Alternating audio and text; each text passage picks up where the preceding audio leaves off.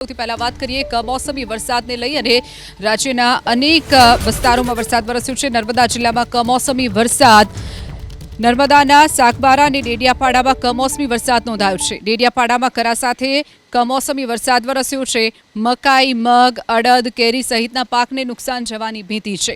તો નર્મદામાં સાગબારા અને ડેડિયાપાડામાં કમોસમી વરસાદ, ડેડિયાપાડામાં કરા સાથે વરસાદ વરસ્યો છે, જેમાં મકાઈ, મગ, અડદ, કેરી સહિતના પાકને નુકસાન જવાની પણ ભીતિ છે। વધુ વિગતો સાથે સંવાદદાતા કનકસિંહ આપણી સાથે ફોન લાઈન પર જોડાઈ ગયા છે। કનકસિંહ, જે રીતે નર્મદા જિલ્લામાં કમોસમી વરસાદ નોંધાયો છે ત્યારે ખેડૂતોની ચિંતામાં પણ વધારો થયો છે, શું વિગતો?